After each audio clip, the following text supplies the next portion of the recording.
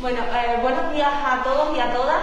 Comenzamos con nuestra pieza del mes de abril. En este caso, nuestro protagonista es este anillo con epigrafía documentado en la mampara islámica de la Plaza de España, de nuestra ciudad, de Écija, y hoy viene a hablarnos de esta pieza una gran especialista en la materia, y para nosotros es un verdadero placer tenerla con nosotros hoy y conocerla, porque no la conocíamos en persona.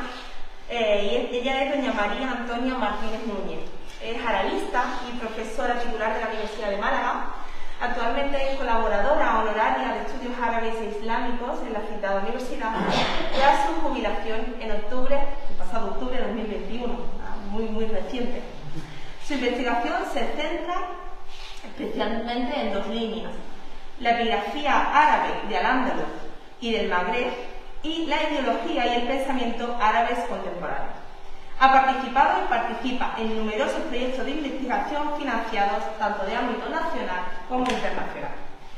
Entre su multitud de publicaciones sobre epigrafía árabe, cabe destacar, en primer lugar y más recientes, las consagradas a la Alta Edad Media andalusí, como Un mensaje en la botella, escritura árabe en contexto, un ejemplo del Tolmo de Inglaterra en 2016, en colaboración con Sonia Gutiérrez y Victoria Amorós, y Anillos con epígrafes árabes en contextos funerarios de Pamplona, en el año 2020, en colaboración con Sonia Gutiérrez y María Paz de Miguel, así como las dedicadas a epigrafía del Magreb, Al-Aqsa, la Cuba funeraria del sultán Abu Hassan en Saya, Rabat, Marruecos, en 2016. La epigrafía del califato omeya de Al-Ándalus y del califato almohade Mu'minin ha sido el tema central de un buen número de sus publicaciones entre los años 1995 y 2015.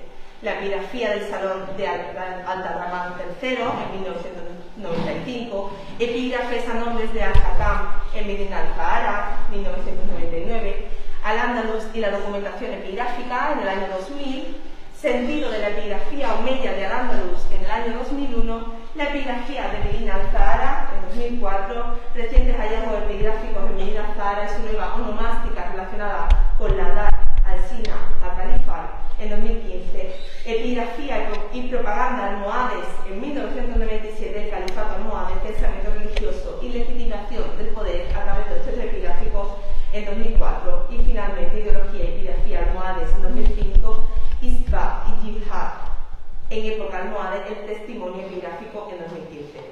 Otras publicaciones se han dedicado a diversos periodos de la epigrafía andalusí, como epigrafía funeraria de Al-Ándalus, la fuente epigráfica entre los siglos IX y X, estela funeraria y cronología omeya aparecida en Madrid, epigrafía monumental y élites sociales de Al-Ándalus, la epigrafía de las taifas andalusíes, la epigrafía de los reinos bereberes, Al-Ándalus durante la etapa almorávide a través de la documentación epigráfica, Macabía almorávide aparecida en el Cerrado del Calderón en Málaga, y análisis arqueológico y epigráfico, la placa de Sesimbra y otras expresiones epigráficas almorávides y almohades al sur del Tajo. En cuanto al mundo árabe contemporáneo, son numerosas las publicaciones que han dedicado a la configuración de la literatura nacional egipcia y a la documentación del legado clásico, y a la instrumentalización política del Islam, al denominado Islam político, sobre este último poder e instrumentos teóricos de oposición en el Islam en 2004, y el papel del Islam en Marruecos, legitimación del poder y activismo político religioso en 2016. Por último, las dinámicas ciudadanas emergentes, significados, cambios y perspectivas de futuro en el pasado 2013. Como ven, una amplia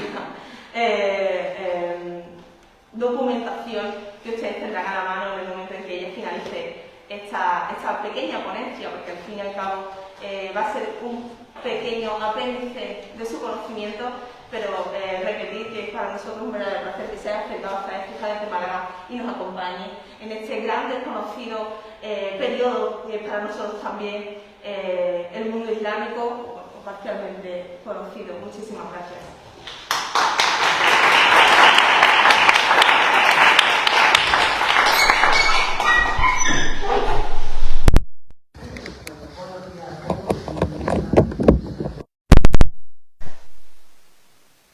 biografía es un poco dilatada también por la cantidad de años que ya tengo, lógicamente, dedicada a estos temas. Quiero empezar agradeciendo a los promotores del proyecto Pieza del Mes del Museo Histórico Municipal de Écija y a su director, Antonio Fernández Ugalde, el que me hayan invitado a participar en esta sexta edición que está relacionada con el mundo funerario. También se lo agradezco porque me ha dado ocasión de conocer la ciudad de Écija, absolutamente monumental. No había estado nunca, he pasado cerca, pero nunca había entrado en la ciudad. Y sobre todo porque me va a dar la oportunidad de conocer una serie de piezas del periodo islámico medieval que desconocía. Por ejemplo, una macabrilla que me acabo de enterar, o sea, una estela tumular de sección triangular de época probablemente almorávide o almohade, que apareció en la excavación donde ha aparecido esta pieza del mes, el anillo que vamos a tratar, y que, bueno, me interesa muchísimo poder conocerla y digamos, unirla al elenco de las múltiples inscripciones árabes que ha proporcionado Sevilla y a otras inscripciones que ha proporcionado la propia ciudad de Écija. Bueno, como ha dicho la persona que me ha... muchas gracias, Cristina, ¿no?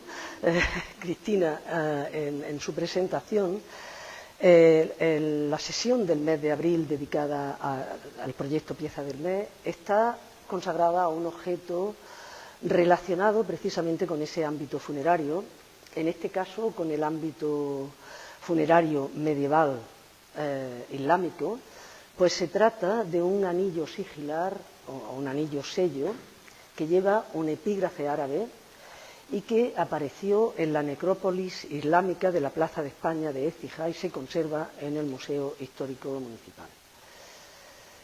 Es la pieza que tienen ahí en esa vitrina, es una pieza pequeña y entonces es muy importante el poder seguir la exposición a través de la presentación en PowerPoint.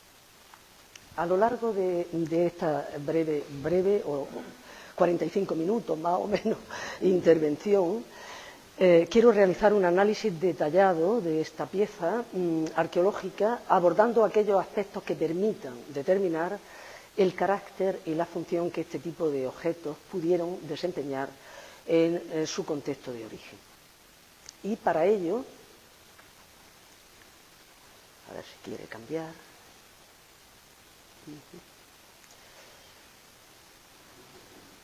Así. Y para ello, en primer lugar, voy a hablar del contexto, de las circunstancias del hallazgo de esta pieza, para pasar a continuación a explicar o analizar las características formales de este anillo sello, analizar también el epígrafe, la inscripción que porta la cornalina, tanto desde el punto de vista caligráfico como textual, y los paralelos más próximos que se encuentran en la península ibérica. Y a continuación abordaré el uso que este tipo de objetos, el uso que se hacía de este tipo de objetos en la Edad Media islámica peninsular, y la función o funciones que estos anillos sigilares pudieron desempeñar en el Al-Ándalus medieval. Por último, en la alta Edad Media andalusí. Y por último, pues abordaré la datación, la cronología posible del anillo y las principales implicaciones históricas que se desprenden de ese análisis. En primer lugar, por tanto, vamos a abordar el tema del hallazgo.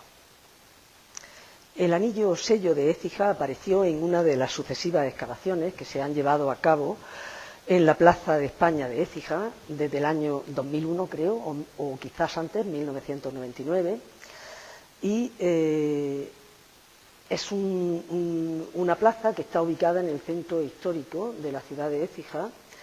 Y creo, y así me lo ha corroborado Ana y Cristina, que El anillo en concreto apareció asociado a un enterramiento en unas excavaciones realizadas en el año 2019, una de las últimas intervenciones que se han realizado en esa maqbara, en esa necrópolis islámica. Y también quiero decir que quiero agradecer al director del museo, Antonio Fernández Ugalde, que me haya hecho llegar la ficha que él redactó para el museo. Me la hizo llegar a través del correo electrónico, a través de Ana Santa Cruz. Bueno, la Écija andalusí, el topónimo árabe es Istilla, una arabización del topónimo latino Astigi, fue capital de la cora del mismo nombre y ha proporcionado, a través de esas sucesivas excavaciones arqueológicas realizadas en la plaza de España, el mayor cementerio islámico excavado por el momento en la península ibérica, con más de 4.600 individuos enterrados según el ritual islámico. Ahí tienen un ejemplo de una excavación realizada en 2013. Enterrados según el ritual islámico, es decir, en decúbito lateral derecho, con la cabeza orientada al sur-sureste, sin ajuar y sin ataúd. Eso es lo que marca, digamos, la teoría islámica, el derecho islámico. Es una maqbara que se ubica intramuros de la ciudad y que abarca una cronología bastante amplia, desde el siglo IX, desde la época emiral omeya, hasta el siglo XIII, es decir, mediados del siglo XIII hasta época almohade. Y se ubica sobre una zona ya utilizada anteriormente como cementerio visigodo. Bajo esta maqbara se han hallado también importantes restos arquitectónicos de época romana y de época tardoantigua, de época visigoda. De San Nicolás en Murcia, que fue excavada por Julio Navarro Palazón, constituye un hecho excepcional dentro de los cementerios islámicos andalusíes, porque estas macabir, estas maqbaras andalusíes, se solían ubicar, al igual que las romanas, junto a las puertas de las ciudades o en los caminos que conducían a la ciudad. Bien, frente a lo que sucede con la mayor parte de los numerosos anillos sigilares que hoy día conocemos y que han llegado hasta nosotros, que carecen absolutamente de contexto arqueológico, el anillo de Écija tiene contexto arqueológico y este contexto remite al ámbito funerario. Un ámbito funerario, como vemos, de una cronología amplia, pero en principio es un indicador muy importante para esta pieza. Pasando ya a describir, digamos, formalmente las características formales del anillo. Se trata, como digo, de un anillo sigilar, un anillo sello, denominado en árabe con el término hatam, que también se suele vocalizar como hatim, y está compuesto de un aro de plata y un chatón de cornalina en su parte superior. Ambos materiales, la plata para el aro y la cornalina para el chatón o el cabujón, ahora veremos, el chatón es cuando es plano y el cabujón es cuando es en forma de cúpula, son los más abundantes en época andalusí, esos dos materiales, como expone la arabista Ana Labarta en su monografía del año 2017 sobre los anillos de la península ibérica. El oro y las aleaciones de cobre están documentadas también en Al-Ándalus como materiales de estos anillos, pero en un porcentaje sumamente escaso. Ahí tienen dos ejemplos, el de arriba de oro, el de abajo de bronce, o sea, de una aleación de cobre, procedentes de la colección Pascual de Gallangos que se conserva en la Real Academia de la Historia. Esa escasez de otros materiales, de otros metales, pues nos está indicando la predilección por la plata en época andalusí. En cuanto al engaste, la cornalina es con diferencia la piedra más abundante, seguida de la pasta vítrea de color azulado, como ese ejemplar de arriba, o en tonos amarillentos como el ejemplar que se ubica en la parte inferior. Estos ejemplares proceden de la Casa del Condestable en Pamplona, de los que tendremos ocasión de hablar a continuación. La preferencia por la cornalina parece ser un hecho generalizado no solo en Al-Ándalus, sino en todo el mundo islámico, como señalaron Eduardo Saavedra en un artículo dedicado a la joyería andalusí en 1872 y Ludwig Kalus en el catálogo sobre los sellos y talismanes islámicos existentes en la Biblioteca Nacional de París, que se publicó en el año 1981. Bien, el aro tiene forma de herradura, es de sección circular y presenta el mismo grosor en todo el perímetro. Aparece soldado a la base de una caja ovalada, también en plata, donde se aloja, probablemente sobre algún tipo de relleno que no podemos saber cuál es porque la pieza se conserva con el chatón entallado, y sobre ese relleno es donde se coloca el entalle, el engaste de cornalina. Las medidas habituales del diámetro de estos anillos andalusíes suele oscilar entre los 15 y los 21 milímetros. Yo creo que y así me lo han corroborado, medirá unos 22 milímetros, o sea que se encuentra dentro de ese, o 21 milímetros, se encuentra dentro de esa escala. Aunque siempre hay que decir que hay un número escaso de anillos que son muy pequeños, es decir, que tienen menos de 14 milímetros, y otros que, por el contrario, su tamaño es espectacularmente mayor, pero también en un porcentaje muy reducido. Estas características son las más habituales en la mayor parte de los anillos andalusíes que se han datado hacia mediados del siglo X o del cómputo cristiano, primera mitad del siglo IV de la Égira, o incluso en la segunda mitad del siglo X, que sería mediados más o menos, primeros decenios de la segunda mitad del siglo IV de la Égira. El estado de conservación del aro y de la caja de plata, aunque está completo, no es del todo bueno.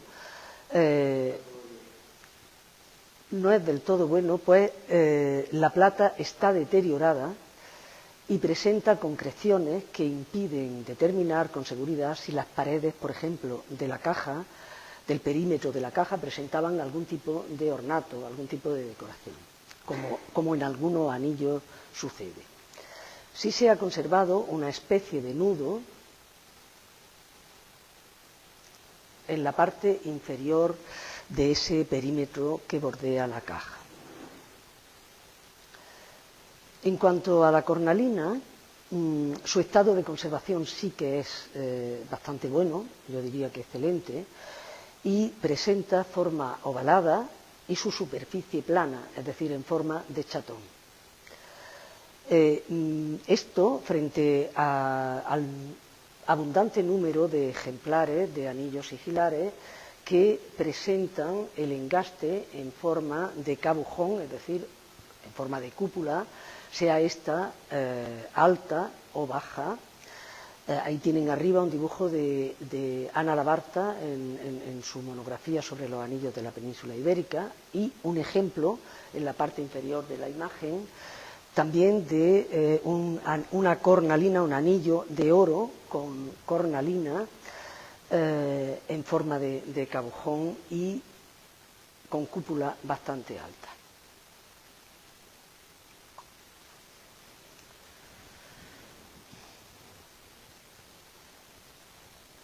Pasamos ya al análisis del epígrafe que ostenta la cornalina. Bien, el chatón presenta un epígrafe árabe en grafía cúfica austera, ahora veremos qué es eso, sin ningún apéndice foliado o floral, ni ningún ornato exento entre los trazos altos de los graceles. El texto está realizado en negativo, es decir, hay que positivarlo para poderlo leer, y su labra es incisa. Esas dos características, el que el texto esté en negativo y la labra sea incisa, son habituales en todos los anillos sigilares islámicos de la península ibérica. Y en particular, en particular en la península ibérica y también en todo el ámbito musulmán. Aunque siempre se puede marcar alguna excepción, como los dos anillos de oro de la colección Pascual de Gallangos, también estos, propiedad de la Real Academia de la Historia, cuyo origen geográfico se desconoce, y los dos tienen el texto en positivo y con talla en relieve. Tendremos ocasión también de hablar de cuál puede ser el significado de eso. Sus epígrafes reproducen fórmulas religiosas, como pueden ver en la diapositiva. Como inciso, he de aclarar que la grafía cúfica, que es fundamentalmente ornamental y epigráfica, se da en el registro epigráfico, debe su nombre a la ciudad de Kufa, en Irak. Es uno de los sistemas gráficos del alfabeto árabe más arcaicos y, como digo, ha sido la grafía que en Al-Ándalus, por ejemplo, se ha utilizado de forma prácticamente única hasta el siglo XII, hasta época almohade, en que se generalizó junto al cúfico el uso de otra variante gráfica, que es la cursiva o nasjí, bastante más próxima a la grafía utilitaria. Esa grafía cúfica se caracteriza, además de por su carácter anguloso, el carácter anguloso que tienen los grafemas, por la polifonía de los signos gráficos, ya que en este tipo de grafía no se anota ningún signo subsidiario de grafía ni ningún punto diacrítico. Esto supone una gran economía a la hora de tallar o de escribir ese tipo de grafía, pero un enorme coste a la hora de la lectura o descodificación de esos mensajes que están escritos, como digo, en este sistema gráfico. Bien, volviendo de nuevo al anillo, ahora sí, con la imagen positivada y, por tanto, viendo el texto tal y como hay que leerlo, el epígrafe se distribuye en dos renglones y presenta una gran rigidez en torno a la línea de base de escritura. Ven que hay como dos líneas continuas que marcan la línea de base de escritura, ¿no? Y los grafemas se articulan en torno a la parte superior e inferior de esa línea.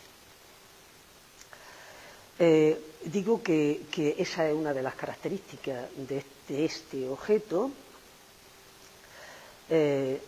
Solo rota esa rigidez en algunas ocasiones, por ejemplo, en el nexo lam alif en el primer renglón, en los dos casos en que aparece, y en el segundo renglón en el grafema mim del término Muhammad, es decir, el nombre del profeta Muhammad. También se caracteriza por la ausencia de segmentación, es decir, de la separación correcta que tenían que tener los grafemas árabes en esta secuencia gráfica y las palabras, la separación entre palabras que componen esta frase, que luego veremos de qué frase se trata. Sin embargo, hay que destacar también un hecho muy interesante, y es el siguiente.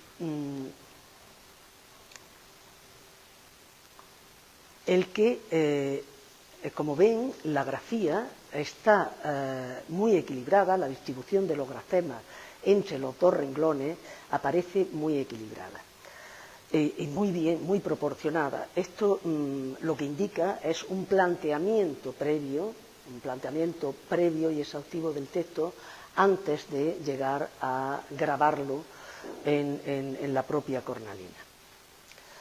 Esto también lo demuestra otra cosa, que es la prolongación exagerada de un nexo de unión entre el grafema lam y el grafema ha en el primer renglón, precisamente para mantener ese equilibrio. Es lo que pasa, imagínense que es lo que pasa ahora cuando se justifica un texto árabe en un ordenador, o un texto de cualquier lengua en un ordenador, y hay veces que para que los renglones estén equilibrados, lo que se hace es que se prolongan los nexos de unión entre las letras. Pues esto ya en la Edad Media se hacía en el registro epigráfico. Como digo, esto lo que indica es un planteamiento previo exquisito del texto y un artesano, un tallista de una gran pericia técnica para llevarlo a cabo en la práctica. El texto reproducido es exclusivamente religioso, sin incluir ningún nombre propio, ningún antropónimo. El texto, que reproduce en 2 renglones, consiste en la shahada, que se llama en árabe, o profesión de fe islámica, en su formulación completa, pero escueta, que incluye el tahlil o, en el primer renglón, o fórmula sobre la unidad de Dios, la ilaha illallah, es decir, no hay más divinidad o no hay divinidad sino Dios, no hay más divinidad que Dios o no hay más divinidad que Dios, y la risala o misión profética de Mahoma en el segundo renglón, donde dice Muhammad Rasulullah, es decir, Muhammad es el enviado de Dios.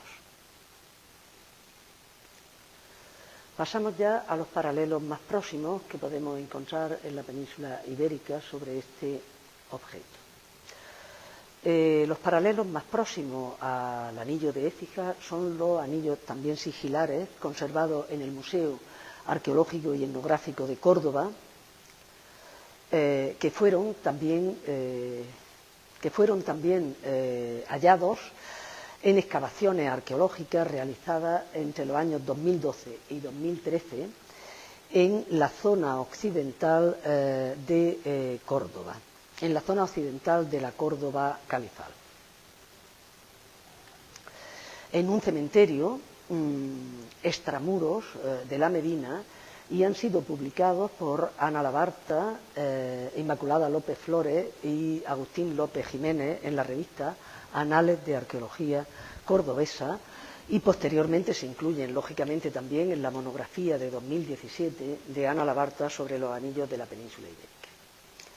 Estos anillos cordobeses también cuentan, por consiguiente, con contexto arqueológico asociado igualmente a una maqbara del arrabal occidental de la Córdoba califal. Por tanto, estos sí están fechados fehacientemente en el siglo X. Se trata de 8 cornalinas con inscripciones árabes asociadas a 4 enterramientos.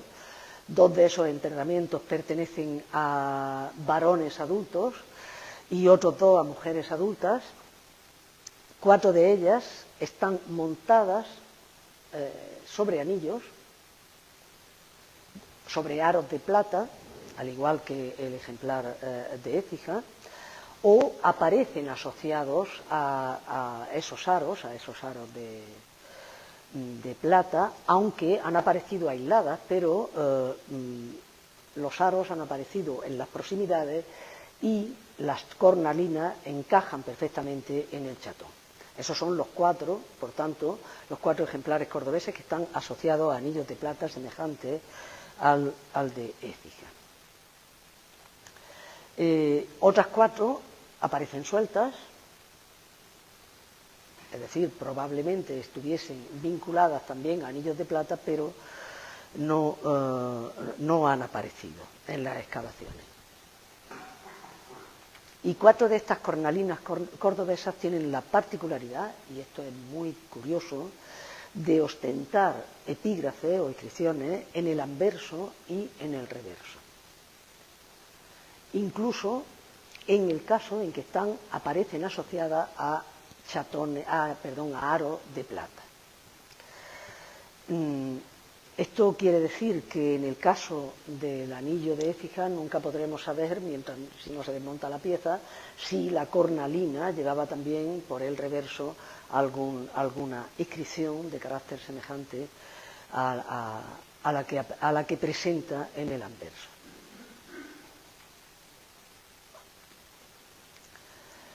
Desde el punto de vista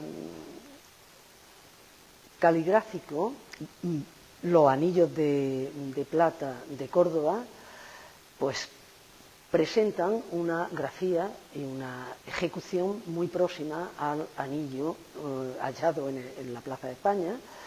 Es decir, el texto está en negativo, aunque en estas imágenes aparecen positivados, el original está en negativo, tallados con labra incisa, y se observa la misma, desde el punto de vista de la grafía, se observa la misma rigidez en torno a la línea de base, la ausencia de segmentación entre grafemas y palabras, y lo único que los distingue un poco es que quizá estos anillos de Córdoba, de la Córdoba califal, presentan un cúfico bastante más anguloso, estos que tienen en esta diapositiva, bastante más anguloso que el ejemplar de Écija.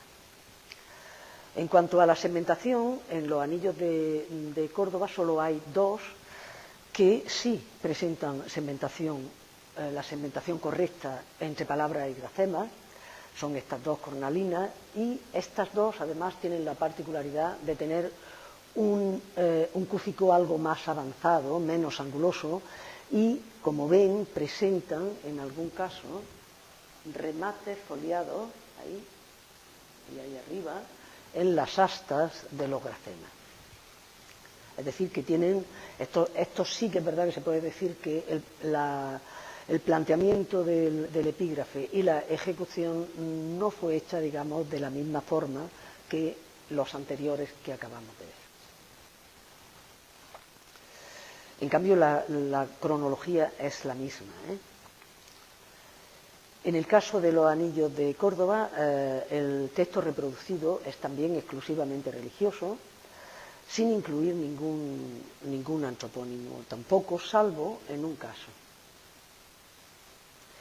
En este anillo sello, donde se puede leer al principio Abderrahmán y Musa, es decir, un antropónimo compuesto de un nombre de pila, un nombre propio, y un nasab, es decir, una filiación. Abderrahmán, hijo de Musa, da testimonio de que a continuación sigue la shahada o profesión de fe islámica.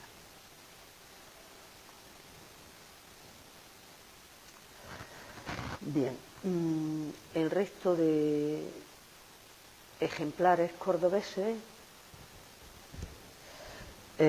como podemos ver, presentan en primer lugar como fórmula más usual la profesión de fe, en la fórmula de la unidad de Dios más o menos extensa, y con la inclusión o no de la misión profética de Muhammad. Generalmente en los anillos cordobeses casi siempre se inicia la fórmula con la inclusión del verbo shahada, dar testimonio, que no aparece en el de Écija, y que hay que tener en cuenta una cosa: aparece en infecto, y esta sería en el original, y por el carácter tan polifónico de los signos cúficos que he dicho antes, no podemos saber si se refiere, si el que da testimonio es una mujer o un hombre, porque en grafía cúfica se escribiría igual. En un caso sería yashhadu, yo lo he puesto ahí en masculino, en el caso femenino sería tashhadu, que llevaría 2 puntos arriba, el primer grafema, llevaría 2 puntos aquí arriba, pero como digo, en la grafía cúfica, al desaparecer los signos subsidiarios de grafía, no podemos saber si era una mujer o un hombre quien daba testimonio de que hay un solo Dios y de que Mahoma era el profeta de Dios. Bien, solamente en el caso de los ejemplares de Córdoba hay una cornalina que presenta una breve cita coránica, es esta, que se leería Hasbi Allah wa ni'ma al-wakil, Dios me basta y qué excelente protector es, que es correspondiente a una azora coránica, la azora 3, y a la aleya 173.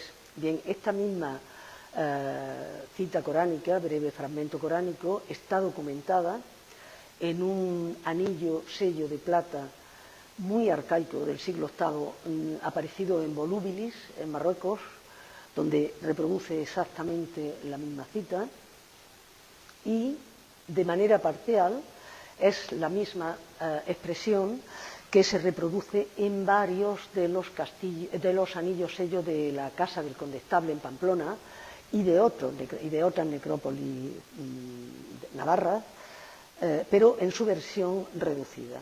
Solamente Hasbi Allah, Dios me basta.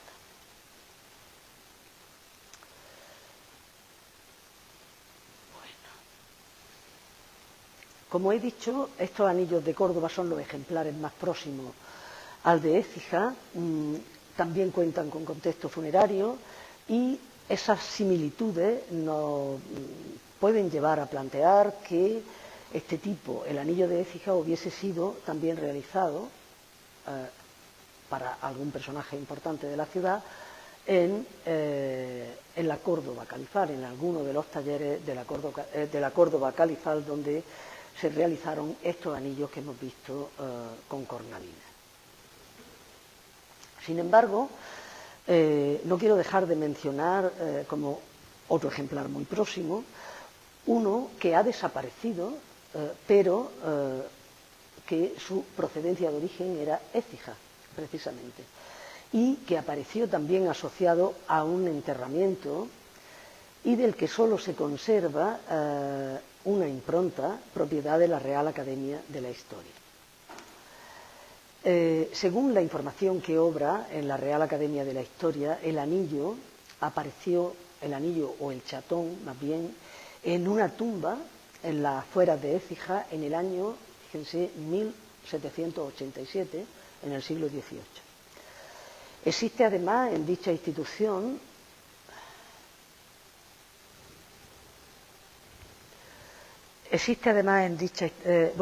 esta diapositiva anterior, perdonen, lo único que quería marcar es que es la única cornalina de Córdoba que presenta la profesión de fe islámica exactamente igual, con la misma distribución entre dos renglones, la misma distribución idéntica de la fórmula entre dos renglones que la de Écija. En el primer renglón la fórmula de la unidad de Dios y en el segundo la fórmula de la profesión, la misión profética del profeta Muhammad. Bien, digo que se conserva en esta institución un informe sobre este anillo, sobre esta impronta, que incluye lectura y traducción y que fue redactada en 1787, es un informe muy detallado, que fue redactado en 1787 por el sabio maronita José Banqueri, junto con Miguel Casiri fueron los iniciadores del arabismo en España. Y el estudio más reciente que se ha publicado de esta impronta, el más reciente y completo, es el de Ana Labarta, y se llama Banqueri y un anillo epigráfico árabe, que fue publicado en la revista de Estudios Históricos de Granada y su Reino del año 2015. Y esta autora, Ana Labarta, data el anillo, la impronta de Écija en la segunda mitad del siglo X. Aquí tienen dos versiones de la impronta. Se conserva doble, no es que sea anverso y reverso, es el anverso, pero con dos reproducciones. Como ven, es un lacre, se ha positivado el texto sobre un lacre. Y digo que el original perdido probablemente fuese también un anillo de plata con una cornalina ovalada, con el texto grabado en negativo, porque si no, no se hubiese podido positivar así, y distribuido en dos renglones. Como se puede observar, presenta el mismo tipo de cúfico que el anillo que nos ocupa, e idéntica rigidez en torno a la línea de base de escritura, y con ausencia parcial de segmentación entre grafemas. Su texto, en cambio, reproduce un antropónimo seguido de una fórmula de carácter religioso. La lectura que da Ana Labarta de este anillo, de esta impronta, es Tayyit ben Omar, es decir, un nombre propio, un antropónimo compuesto de un ism, un nombre de pila, y de un nasab, hijo de Umar, y seguido de la expresión Bikada Allah Raden, que significa con el decreto o con la justicia de Dios está satisfecho.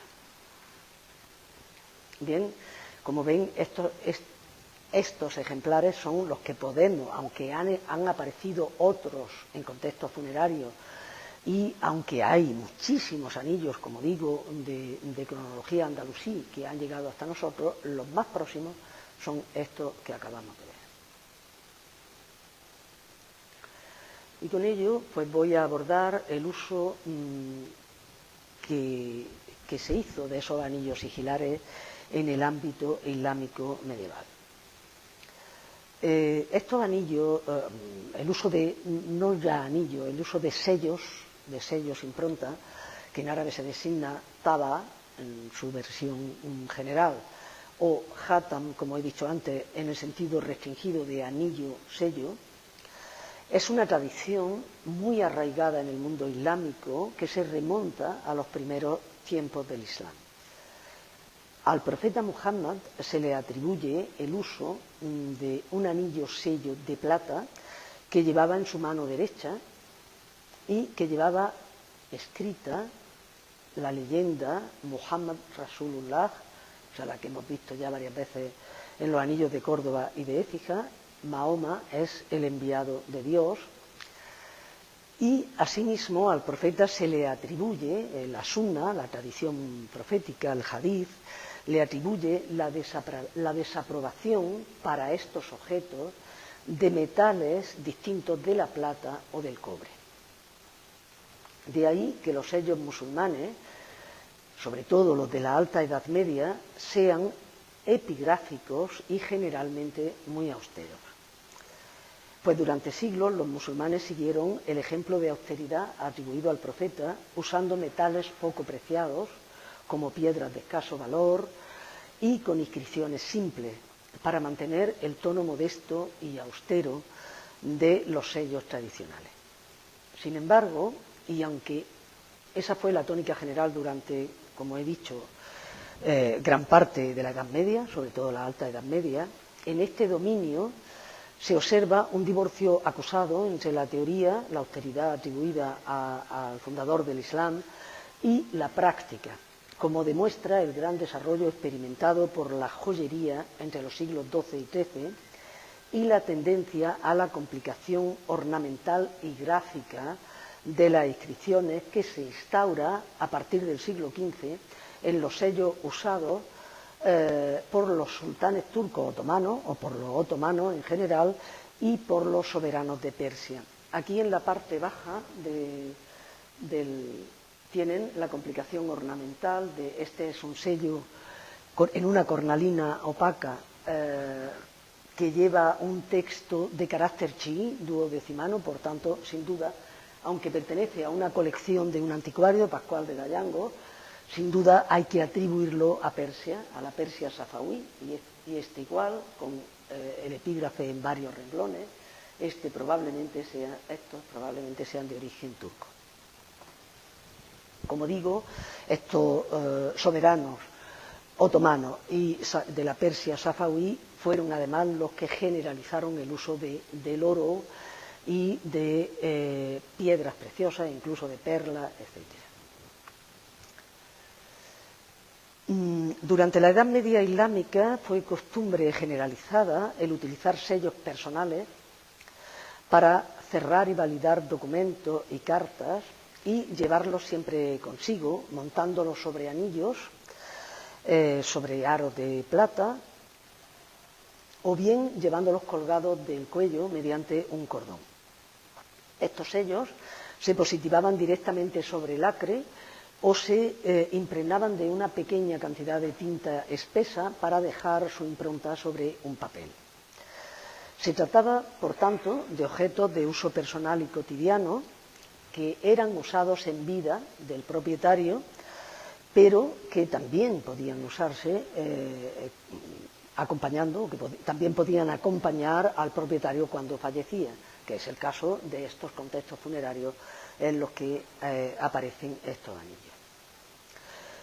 Cualquier persona que contara con medios económicos suficientes se hacía grabar un sello con su nombre o con una frase que lo identificara para autentificar las cartas, los escritos, los documentos y para garantizar la inviolabilidad de sus bienes. La fuente árabe andalusíes aluden con frecuencia a la costumbre de los soberanos musulmanes de usar anillos sellos como uno de los símbolos de ostentación de su poder. Y en las artes suntuarias andalusíes, como el marfil o los tejidos, dos ejemplos que tienen ahí, aparecen representaciones figurativas de los soberanos portando anillos en su mano izquierda, exactamente en el meñique de la mano izquierda. ¿Vale? Ahí tienen la célebre arqueta de Leire, que es de época mirí, de final del califato, la arqueta de Leire en Navarra, y el tejido, la yuba de la colegiata de Oña en Burgos, que debe ser posterior a probablemente finales del siglo XI, ya en época, creo yo, almorávide. Cuando un soberano entregaba un anillo sello a alguien, equivalía a nombrarlo heredero, a nombrarlo sucesor, y también se constata que quien ponía su sello en un documento oficial era la persona que desempeñaba el poder, al menos el poder real, en la práctica. En ese sentido, es esclarecedor el hecho de que el famoso chambelán o hajib en árabe, Almanzor, que usurpó el poder real en la última etapa del califato, ordenó eliminar de los documentos oficiales el sello que era propio del califa Hicham II Almohaded, del tercer califa, en el año 992, para poner en su lugar su propio sello, como prueba, digo, de esa usurpación en la práctica del poder. La fuente árabe cita muchos textos que estaban grabados en los anillos sello de los soberanos musulmanes, especialmente los pertenecientes a los emires y califas omeyas, que ha estudiado en detalle Ana Labarta, y en todos ellos, tras el nombre del emir, del propio emir o del califa, Muhammad, Abdallah, Abdurrahman, Al-Hakam, Hicham, etc., se incluía la frase Bikada Allah Radin, con el decreto de Dios está satisfecho, exactamente igual que en la impronta del anillo de Écija desaparecido, impronta que, como he dicho, se conserva en la Real Academia de la Historia. En cuanto a en qué mano se solía llevar el anillo sello, ya hemos visto que la tradición, la sunna, atribuye al profeta un anillo sello en su mano derecha, mientras que en las representaciones de objetos suntuarios que acabamos de ver, que estamos viendo todavía, el anillo aparece en la mano izquierda. Digamos, la única manera de conocer dónde se llevaban los anillos, pues es acudiendo a la información arqueológica en la que se han hallado este tipo de objetos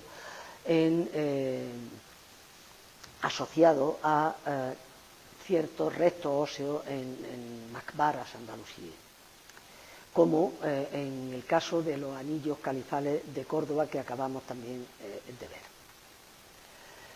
ver. En lo que hace referencia al hallazgo de este anillo, que yo sepa, no se ha podido determinar en qué dedo llevaba el cadáver el anillo. Pero en algunos de los casos de Córdoba sí, y no se puede saber con seguridad porque parece ser que se podían llevar en una mano indistintamente, en una mano en otra. Lo que sí parece es que efectivamente lo que es el engaste se ponía mirando a la palma de la mano y no hacia arriba. Pero, como digo, tanto en la mano izquierda como en la mano derecha están documentados el uso de estos anillos. Y hay veces, como en el caso de un varón y el de dos mujeres, de las cornalinas aparecidas en Córdoba, en que llevan un anillo en cada mano. Es muy curioso el caso de una difunta bajo cuyo maxilar superior se encontró una cornalina suelta, y según los arqueólogos tenía que haber sido enterrada con la cornalina dentro de la boca. Es un caso excepcional y que nos puede indicar el valor profiláctico que veremos a continuación de estos objetos. Exactamente es esta cornalina que vemos aquí, ¿vale? Ese mismo esqueleto femenino es uno de los que llevaba un anillo en cada una de las manos. Y con ello, pues, entramos ya en determinar qué función o funciones pudieron... perdón un momento, ¿puedes darme el cargador? Que me estoy quedando sin batería. Y yo no sé... bueno, íbamos ya para abordar las posibles funciones que este tipo de objetos desempeñaron en su contexto de origen.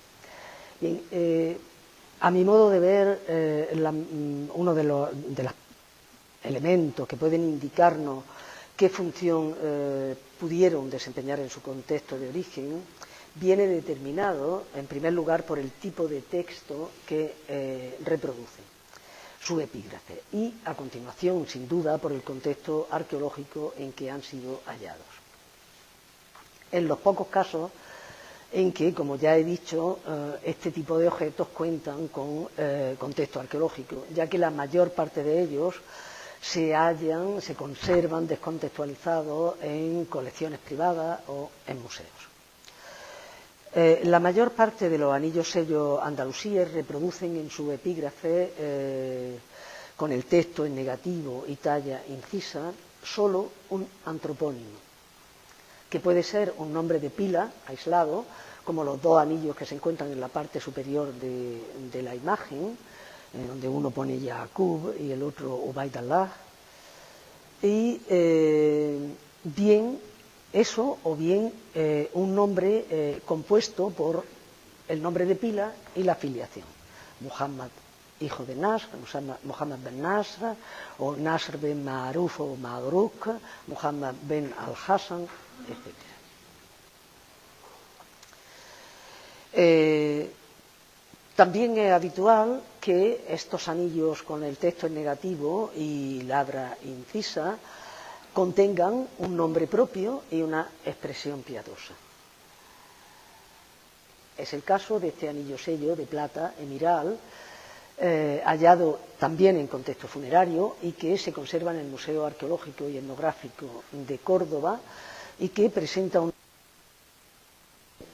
árabe femenino, Sakina o Sukaina, puede leerse de las dos formas, da testimonio de que no hay más Dios que Alá y de que Mahoma es el enviado de Dios, por tanto, un nombre propio y la shahada. La frase piadosa, como vemos aquí, suele ser eso, la profesión de fe, más o menos extensa, o cualquier otra expresión. Una de las más abundantes en Al-Ándalus es aquella que hace referencia a la confianza que el propietario del sello, la persona en cuestión, deposita en Dios. Esa frase se puede formular bien mediante una oración verbal o bien mediante una oración nominal. Aquí tienen los ejemplos de oración verbal, donde dice fulano, tal persona, en Dios confía. Por ejemplo, en el de la parte de abajo, que es el más arcaico de estos tres, un anillo sello de plata encontrado en Mérida, pero conservado en el Museo de Badajoz, y dice Billah Muhammad ibn Yazid Yazik. En Dios, Muhammad en Yazid confía. Y la otra formulación es mediante una oración nominal, como digo, sin ningún verbo, cuando dice la confianza de fulano está en Dios. Tiene el mismo significado, el mismo sentido la frase, pero se formula de otra forma. Esos dos anillos proceden de Granada y se conservan en el Museo Arqueológico Nacional, y uno dice Zikat Yahya Billah, la confianza de Yahya está en Dios, y el segundo pertenecía a una mujer porque dice Zikat Afra, un nombre femenino, Billah, la confianza de Afra está en Dios. También están documentadas diversas frases, otros tipos de frases, también muy común aquellas en que el propietario del anillo expresa su agradecimiento a Dios, como este que tienen aquí, abajo, en la parte baja de donde dice Mu'nis, un nombre propio árabe, Unism, Lillah Yashkur, Mu'nis le da gracias a Dios o expresa su agradecimiento a Dios.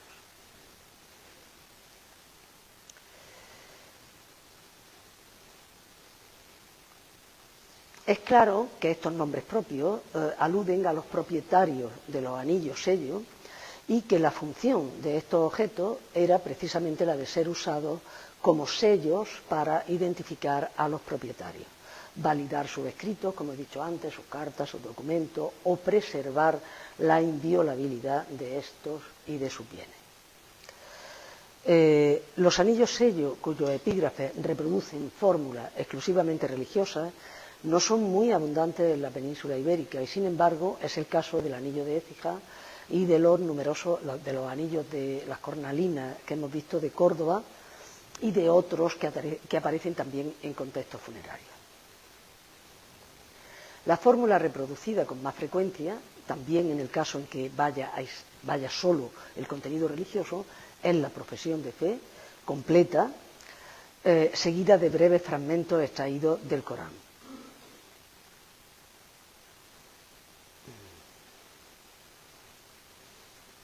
Ese es el anillo sello de Córdoba con un nombre propio y un... No, es que se me ha ido el... A ver, no se me ha ido. Estamos aquí, sí. Digo, las fórmulas, como digo, los anillos sellos cuyos epígrafes reproducen fórmulas exclusivamente religiosas son mucho menos abundantes en Al-Ándalus. Es el caso del anillo de Écija, de los de Córdoba, con la excepción en Córdoba de este, que ya hemos visto antes, que lleva un antropónimo y las chajadas. La fórmula reproducida con más frecuencia es la chajada, seguida de breves fragmentos extraídos del Corán. Aunque algunos de estos anillos presentan los epígrafes que llevan solo contenido religioso, como estos que vemos aquí, presentan los epígrafes en relieve y con el texto en positivo, como estos tres. Uno lleva la basmala reducida y la expresión la soberanía de Dios, al-mulk lillah, el otro lleva la chajada completa, el otro lleva la expresión coránica al-mulk lillah, la soberanía es de Dios. Este debe ser más tardío, puesto que la expresión en positivo, el texto en positivo va en grafía cursiva, no en cúfico. Vale, digo que estos anillos en ningún caso pudieron ser utilizados como improntas porque no se podían positivar, lógicamente. Sin embargo, la mayor parte, como hemos visto, llevan el texto, aunque las fórmulas sean exclusivamente religiosas, llevan el texto en negativo y con labra incisa, que es la propia para lacrar o para improntar. Sin embargo, el hecho de tratarse de fórmulas tan comunes en el mundo islámico, como son las chajadas, la profesión de fe, o como es la expresión al-mulk lillah, la soberanía pertenece a Dios, o como es esa cita coránica que hemos visto en muchos anillos, en los anillos de Pamplona y en uno de Córdoba, Hasbi Allah, Dios me basta, ¿no? Y qué excelente protector. Está claro que estas fórmulas no servían para identificar a nadie. Está claro, por tanto, que hay que poner en duda su carácter de sellos de identificación personal, de sellos de identificación para validar documentos, para firmar cartas, para lacrar un sobre, por ejemplo, con dinero, con una misiva o con lo que sea. Bien. En estos casos es cuando, en estos anillos que tienen la leyenda en positivo y en relieve, y en los casos en los que las fórmulas son exclusivamente religiosas y muy comunes, es cuando tenemos que pensar en la posibilidad de que se usaran como objetos profilácticos, es decir, como objetos para proteger a las personas que los llevaban, al igual que sucede con los amuletos, las plaquitas de metal, que son como una especie de medallas, ¿vale? Porque todos ellos portan leyendas, casi todos ellos portan leyendas de carácter exclusivamente religioso, y que doblados se solían llevar colgados al cuello y sujetos con un cordón. En algunos casos, este tipo de objetos también llevaban fórmulas mágico-religiosas.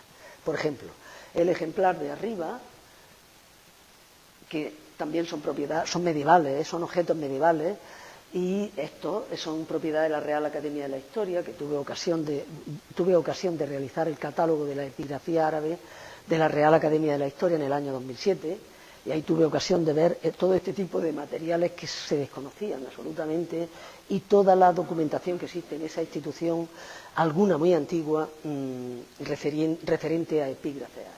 Bueno, pues digo, este de arriba, en el anverso y en el reverso, lleva la sura 112 del Corán, sobre la llamada Surat al-Ikhlas, sobre la absoluta unicidad de Dios, que no engendró ni fue engendrado frente a la Trinidad cristiana. Y el de abajo lleva, en el anverso y en el reverso, aquí tienen la señal de haber sido plegados, ¿vale? Ahí va el cordón. Y lleva la basmala completa, algunas breves citas coránicas y algunos signos gráficos que se utilizan como elementos mágicos protectores. En este sentido, es muy interesante la información que aporta una fuente árabe muy célebre, el famoso Picatris, que es un tratado de magia medieval, obra del siglo X, obra de Maslama al-Qurtubi, de Maslama el de Córdoba, y ahí se recogen diversas fórmulas para hacer talismanes y para conseguir determinados bienes o evitar ciertos males. Y lo curioso es que en muchas ocasiones dice que esos talismanes hay que hacerlos escribiendo una serie de textos y de signos mágicos en sellos de plata y en cornalinas. O sea, que estamos en presencia de este tipo de objetos protectores, algunos inmersos en la más absoluta ortodoxia islámica, puesto que solamente portan la shahada, y en cambio otros con un carácter talismánico y mágico, digamos, que rozan la heterodoxia dentro del Islam. Bien, todo ello explicaría el buen número de estos anillos sellos que se reproducen,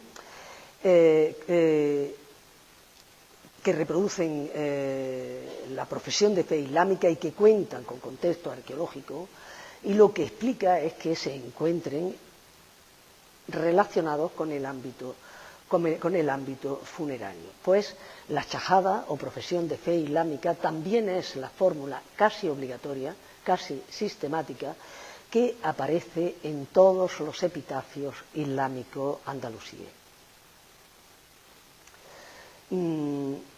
Claro, es lógico, es la demostración de que el difunto pertenecía a la confesión musulmana.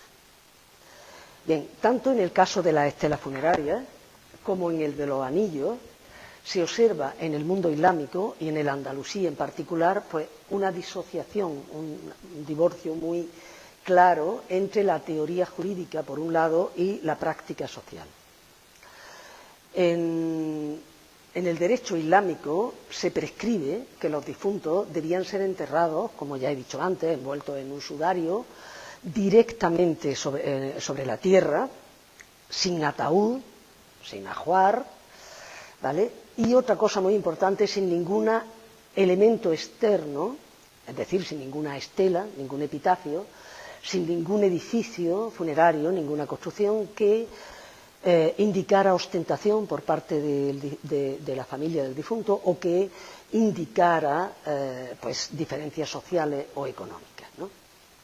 En la práctica, sin embargo, es claro que numerosas y lujosas estelas de mármol con largo epitafio adornaron las tumbas de musulmanes piadosos, sin duda, de musulmanes muy piadosos, que sin embargo se permitían esa ostentación de su poder adquisitivo y económico o de su preeminencia social.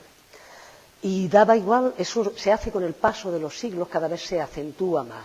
Y da igual el tipo de momento en el que nos encontremos. He traído a colación estas dos estelas de cronología almorávide, precisamente porque se considera un movimiento rigorista islámico. Y lo mismo sucede con la construcción de panteones, mezquitas funerarias. Este es un panteón almohade. Los almohades, la austeridad y el rigorismo que siempre se ha dicho del movimiento almohade, y fíjense la ostentación en la decoración de ese panteón. Aquí tienen los detalles, como la sepca, y en un cementerio público, en el cementerio de Jabal Faro de Málaga, exactamente en el sector correspondiente a la actual calle Agua, donde aparecieron también numerosas mezquitas funerarias. Pues bien, digo, todo esto frente a las prescripciones de los alfaquíes, de los expertos en derecho. Y lo mismo sucede en el caso de los difuntos enterrados con sus joyas y con sus amuletos. Los amuletos también han aparecido en muchas ocasiones, digamos, asociados a ámbito funerario.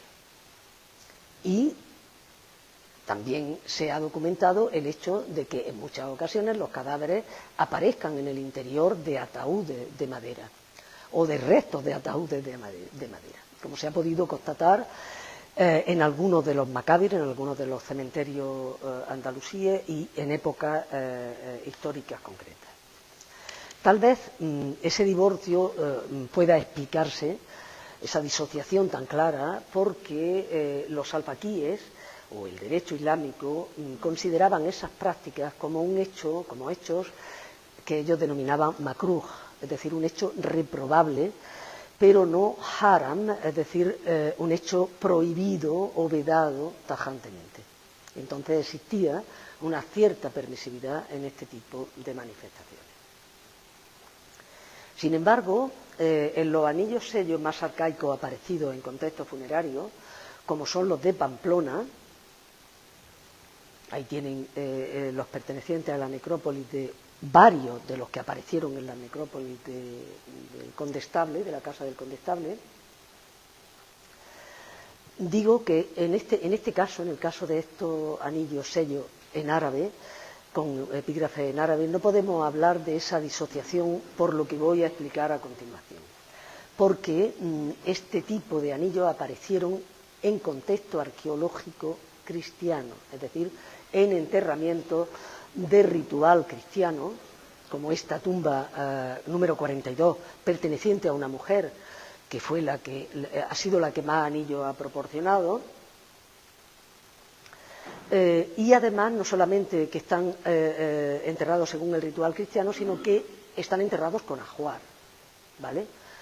Ahí tienen que había ajuar en esa misma tumba número 42. Eso ocurre en el cementerio de la Casa del Condestable y en otro coetáneo en el tiempo y próximo en su ubicación, que es el de Argaray. Aquí tienen, este sería el de la Casa del Condestable y este el de Argaray, también de ritual con los difuntos según el ritual cristiano, y donde han aparecido anillos que ahora veremos. Y digo que contrasta, esos anillos están ausentes En cambio, esas manifestaciones de epigrafía árabe en los anillos sellos están ausentes, en cambio, de la maqbara o cementerio islámico coetáneo y que se encuentra entre los dos anteriores, en el mismo sector de la ciudad de Pamplona, en la maqbara de la Plaza del Castillo, una maqbara del siglo XI, del siglo VIII, de primera época islámica, y esta sí con los difuntos enterrados, todos ellos según el ritual islámico. Es decir, con el individuo en decúbito lateral derecho, con la cabeza también girada a la derecha y marcando la orientación sureste y sin ajuar. Esa maqbara, la maqbara de la Plaza del Castillo, interesantísima, ha sido estudiada en detalle por María Paz de Miguel Ibáñez en su tesis doctoral que se presentó al público en el 2016, y en 2020 yo misma tuve ocasión de publicar un estudio interdisciplinar junto con María Paz de Miguel y con la arqueóloga, la catedrática de arqueología de la Universidad de Alicante, Sonia Gutiérrez, el estudio interdisciplinar de esos anillos sigilares árabes en contexto funerario de Pamplona. Los ejemplares de la Casa del Condestable aparecieron, los traigo a colación porque son interesantísimos, aparecieron en 3 sepulturas, en 3 enterramientos. Uno, esta tumba 42, perteneciente a una mujer joven que llevaba anillos en todos y cada uno de los dedos de sus manos, ¿vale? Siguiendo una tradición bereber. Pero la señora era indígena y está en un enterramiento de ritual cristiano. Ese es el reto que planteaban estos anillos a la hora de analizarlo.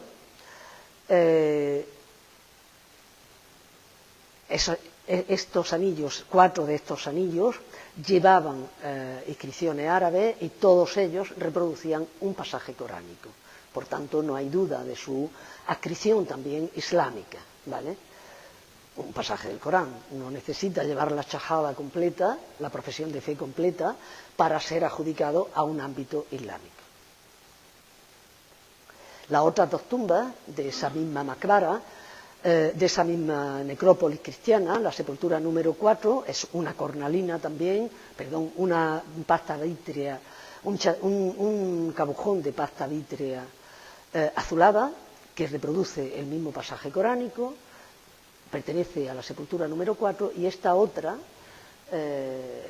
que es un anillo de plata con el chatón cuadrangular también en plata, y repite 3 veces el término bicada, que ya hemos visto en los anillos en el anillo de Écija, cuya impronta se conserva en la Real Academia de la Historia, y que sería con justicia, repite 3 veces esa expresión. En cuanto a la necrópolis cristiana de Argaray, fue excavada a finales del siglo XIX, aparecieron 100 enterramientos de ritual cristiano con numerosos elementos de ajuar, y fue publicado ese ajuar funerario por Mezquiriz en el año 1965. En aquella época se consideraron todos los objetos que habían aparecido asociados como francos o visigodos, según el autor, cada uno lo asociaba a un caso, pero a partir de la publicación de un arabista, Jorge Navascués, que retomó el estudio de esos materiales en 1976, tuvieron que replantearse la interpretación porque determinó, y con razón, que parte de esos anillos portaban inscripciones en negativo en árabe.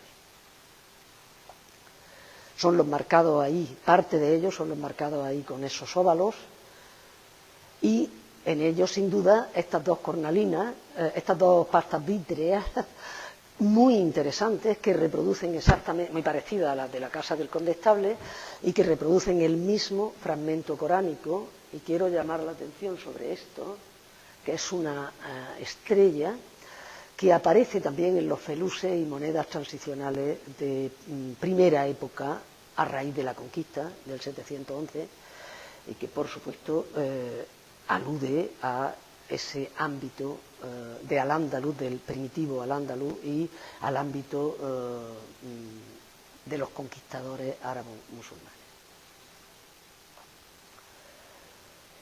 También en otra localidad navarra, bueno, en Argaray también apareció este anillo macizo de plata con el inicio de la basmala reducida, Bismillah, Bismi, en el nombre, que llevaría parejo otro anillo en el que apareciera solo la palabra Allah.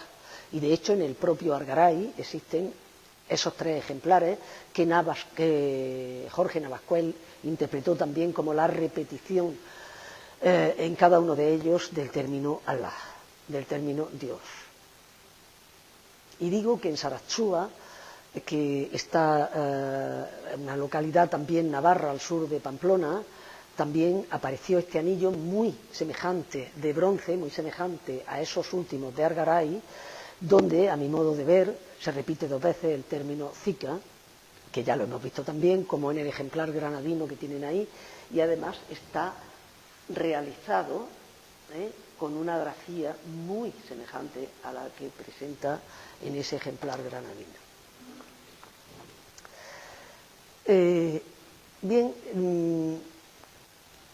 estos anillos de Navarra, de Pamplona, se conservan en el Museo de Navarra en Pamplona y reproducen, pues ya lo hemos visto, en los chatones de cornalina o en los chatones de la cita coránica Hasbi Allah, muy semejante a los del condestable, y como hemos visto en la basmala y el término Zika. El hallazgo de estos conjuntos de anillos sigilares árabes en contextos, como digo, cristianos, en contextos funerarios cristianos y su entorno, es claro que plantea una serie de interrogantes y de cuestiones interesantes desde mi punto de vista.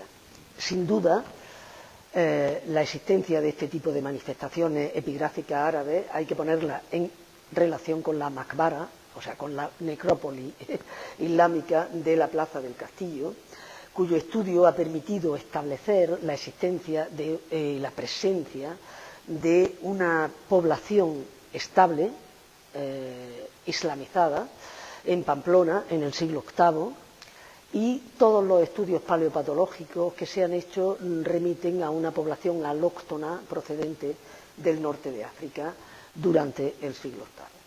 Por otra parte, estos testimonios, al estar en ámbito cristiano, parecen sugerir complejas relaciones e intercambios entre las élites locales y esos nuevos llegados con los conquistadores.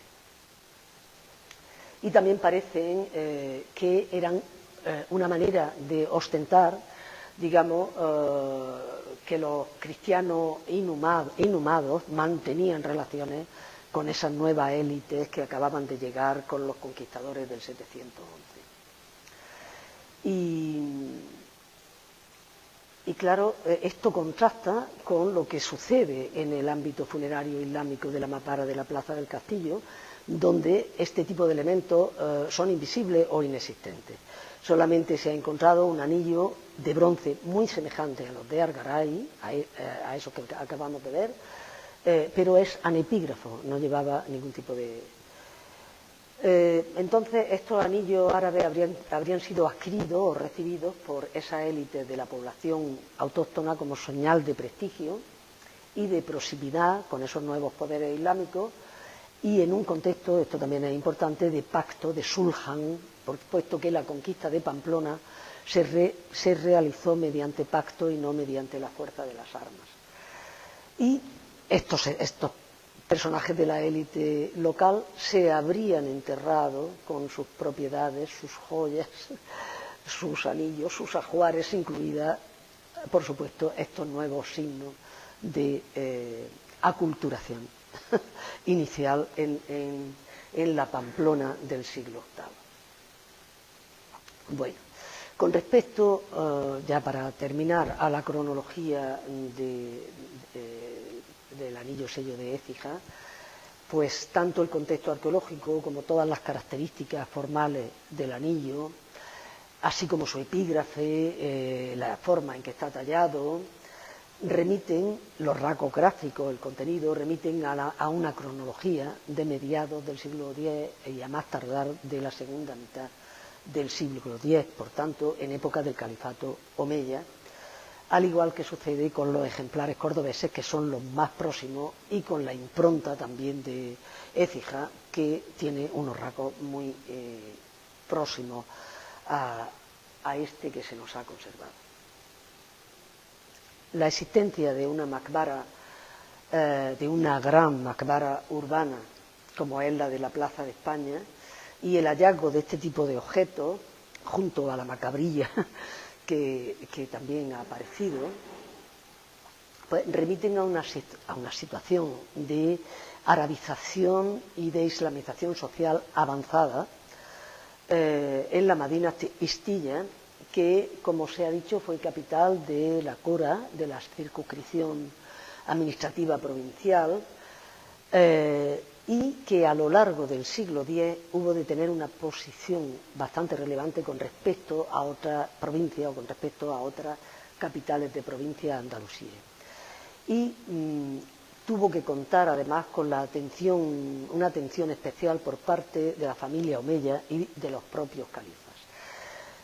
Esto se desprende, y con ello ya voy a terminar, de la existencia de dos importantes testimonios epigráficos monumentales, y son dos inscripciones pertenecientes a la epigrafía monumental, son dos inscripciones conmemorativas de la fundación de dos fuentes públicas, es decir, dos obras piadosas o pías ordenadas a realizar en beneficio de la comunidad musulmana de Écija, y una de ellas fue ordenada a realizar por el propio primer califa de Córdoba, la que tienen aquí a la derecha, en época de Abderrahmán III, primer califa en el año 318. La de la izquierda fue ordenada a realizar por una mujer, la madre del tercer califa omeya y último califa omeya, Hicham II, una mujer que gozó durante la minoría de edad de su hijo de un enorme poder real. Del valor histórico de ambos documentos epigráficos dan cuenta, por un lado, el hecho de que la primera, con fecha expresa del año 318-930, es la inscripción califal más antigua de Al-Ándalus, en la que se nombra al califa, y la primera en la que Abderrahmán III es designado con el título protocolario y máximo de la dignidad califal, es decir, con el título de Amir al-Muminin, que significa, o se suele traducir como príncipe de los creyentes. Y lo hizo, o sea, lo hace, como digo, es de un gran valor histórico porque es la más antigua califal a nombre de Abderrahmán III, 2 años escasos después de la decisión de autoproclamarse califa, que lo hizo en el verano del año 316 de la Égira. Por otro lado, la segunda inscripción del año 367-978 pertenece a la etapa del último califa omeya, Hicham al-Muayyad Billah, que sucedió a su padre Al-Hakam II, siendo aún muy niño, y que vio su poder real disminuido en favor de su madre, la célebre Subh al-Vasconcilla, es decir, de origen vascón, una antigua esclava de origen vascón, que es la nombrada como comandataria de la obra en esta inscripción, y sobre todo vio disminuido su poder en favor del célebre Al-Mansur bin Abi Amir, que ejerció el poder en la práctica. Los enfrentamientos entre ambos, entre Subh y Al-Mansur, fueron grandes, las intrigas con el apoyo de distintos sectores, de los fitián, por ejemplo, los servidores de palacio, de los bereberes que habían llegado al ejército califal, están en el origen del final del califato omeya, primero de la fitna, la gran revuelta general que puso fin al califato omeya. Pues bien, esa inscripción fundacional, esta que tenemos aquí a la izquierda, es la más completa y la mejor conservada de ese convulso periodo histórico de Al-Ándalus. Y bueno, con esto termino mi intervención. Gracias por su atención y ahora pues empezamos un tiempo para que intervenga quien tenga interés.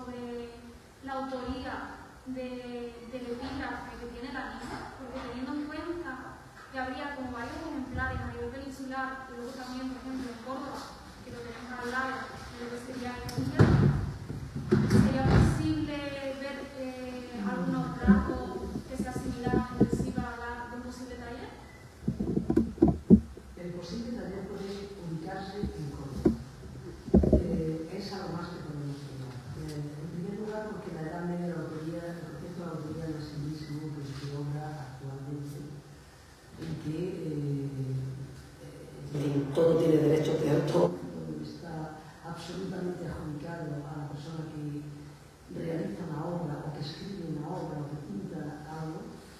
En la Edad Media ese concepto estaba muy dividido y en muy escasas ocasiones, y en casos muy concretos, pues conocemos el nombre propio de algunos de los artesanos o de maestros de taller, ¿vale? Por ejemplo, en la arqueta de marfil que han visto antes, la canción de la arqueta de Leire, entre los múltiples epígrafes secundarios que lleva alguno en el que hace referencia a un tal Saada o Sarabada, a un tal Isaac y demás, que parece ser un jefe de taller con sus discípulos, ¿vale?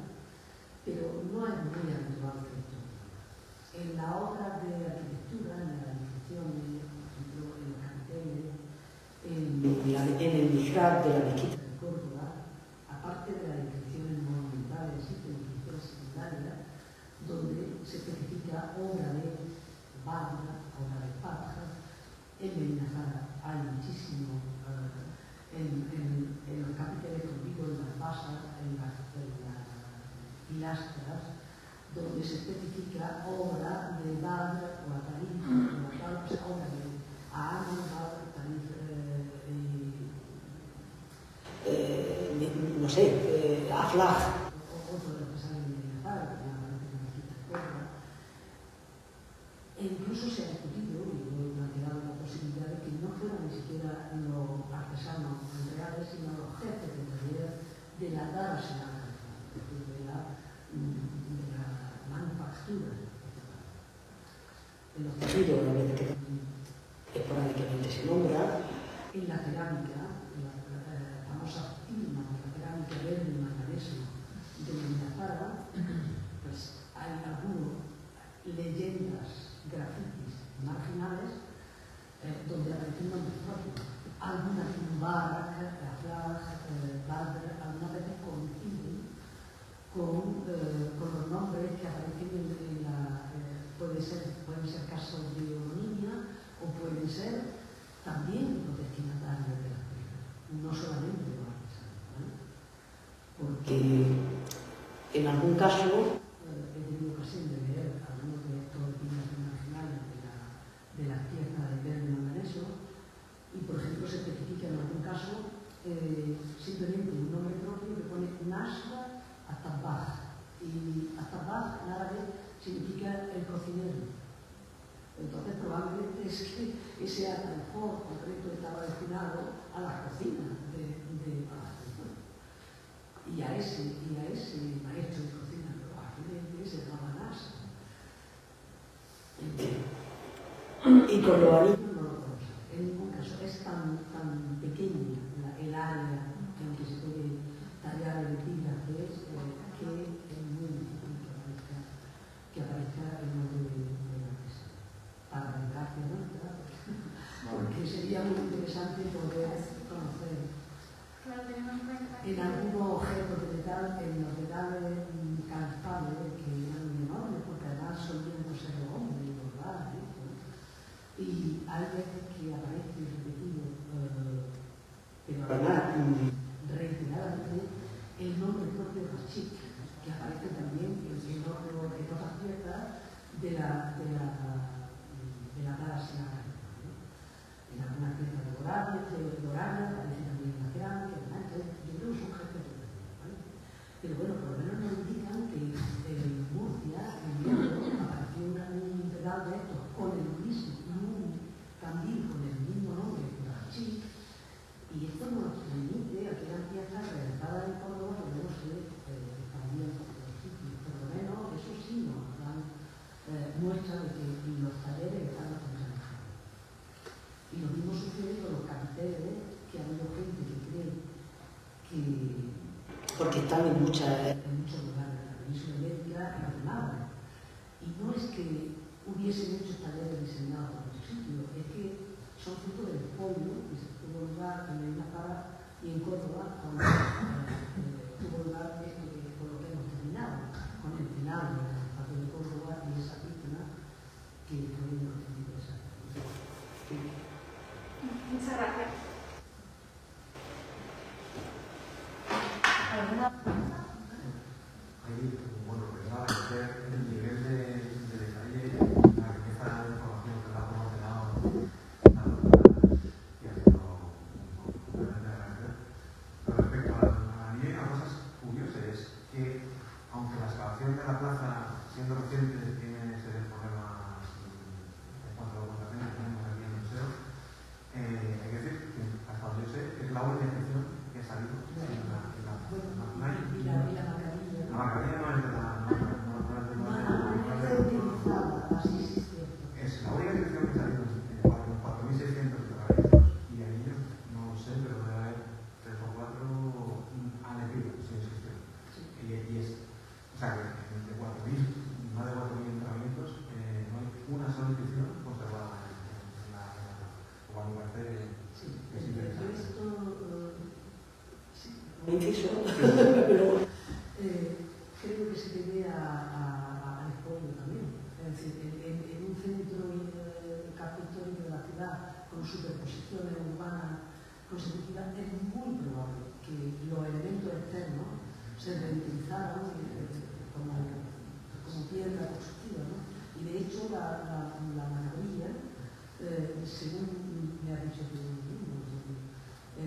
ha parecido reutilizada esto pasa en Córdoba muchísimas materiales epigráficos reutilizados en la iglesia en las reformas posteriores como trincheras.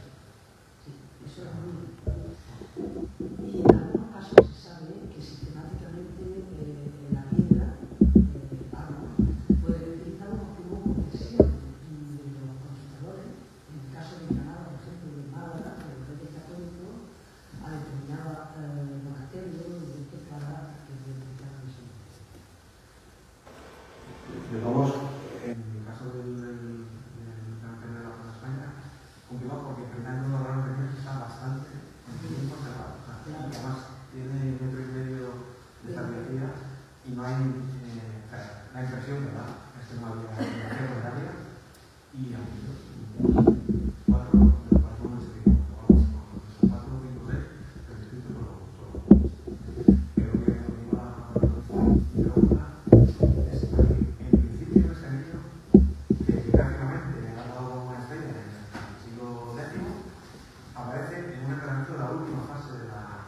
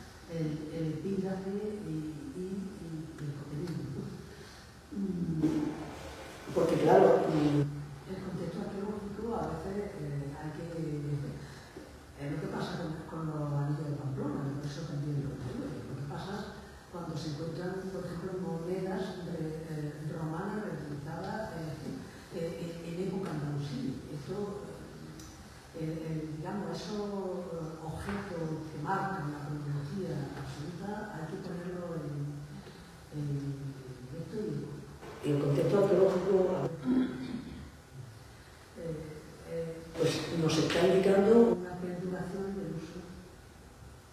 Carolina Gómez, por ejemplo, con respecto a los usos de la conquista alemana, eso lo ha estudiado bien, y el hecho de que, por ejemplo, en época de la viva y esté en uso todavía la moneda de la época antigua y sobre todo de finales de la época clásica. Y claro, lo que me está indicando es el uso fuera del contexto de origen de esa pieza. Con respecto también a lo del criterio que no hay en las superposiciones, porque en este criterio, por lo que he leído, hay muchas superposiciones, y el que no haya ninguna estela funeraria desgraciada, pues es que el ritual islámico, es decir, en los cementerios públicos, el uso de estelas funerarias, lujosas estelas, estaba reservado a una minoría. Y además, la mayor parte de los difuntos pues, reposan en el más absoluto anonimato, ¿no? Porque ni siquiera tenían una. Había veces que sí tenían una piedra marcando la cabecera, precisamente porque el ritual italiano también, y siguiendo el ejemplo de la tumba del profeta, se dice que tenía que tener un pequeño montículo para que no se pisaran los lugares donde había un enterramiento solo, ¿no? Pero, por regla general, son austeros tremendamente. Hay aquí en Marruecos, aquí en actual, y los cementerios son mucho más modestos de lo que algunos de los cementerios musulmanes en Andalucía están, porque hay esas estelas funerarias que hemos visto, y podríamos tener en caso, ¿no? Porque hay bastante dinastía funeraria, hay mucha marcación nacional, y claro, eran distorsiones en la práctica de lo que el ritual decía. Y los mausoleos, por supuesto, y las aulas, ni siquiera el haber un murete donde se embutiera la época. Eso también arqueológicamente está constatado y en una cronología muy temprana, en el siglo X, en Orihuela, en Alicante. Yo tuve ocasión de publicar en la revista Cátara 3 inscripciones que aparecen en un sitio, en un cementerio, una embutida en un muro. Eso también es contrario a las restricciones del derecho islámico, ¿verdad? Y el resto de la sepultura pues no había nada que señalara externamente que ahí había enterrada a la persona X. Al fin y al cabo, el epitafio es pues eso, una ostentación básicamente de lo que esa persona en vida puede representar, ¿no? Dejar constancia de que aquí yace, ¿no? En toda la cultura. Y el Islam en eso se pretende en origen. Y en teoría ser bastante igualitario, ¿no? En las relaciones políticas, pero en la práctica ese igualitarismo lo desapareció. Siempre por curiosidad. ¿El anillo no te lo va a portar en el dedo? ¿Cómo? Que no sé si estaba dentro del enterramiento. Yo no he visto la fotografía donde se ve el dedo con el anillo. Porque no he visto la foto. Exactamente la Estaba en un enterramiento individual. Es que no siempre se puede determinar, porque no es posible, porque incluso cuando el cadáver empieza a deteriorarse, pues se produce un movimiento y el anillo se puede desplazar y aparecer pues, en torno a la tumba, pero no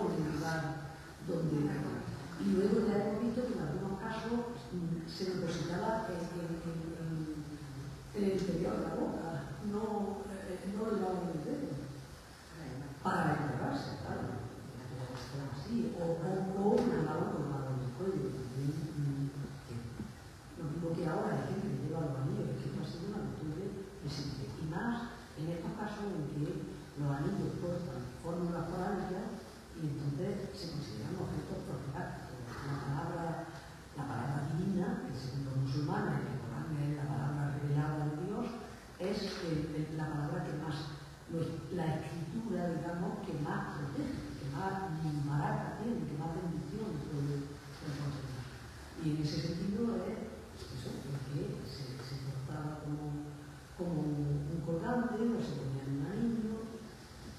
La costumbre de enterrar a los difuntos con eso, pues como en el caso de la estela era mucho menos ortodoxa, pero porque este tipo de cosas se portaban en vida.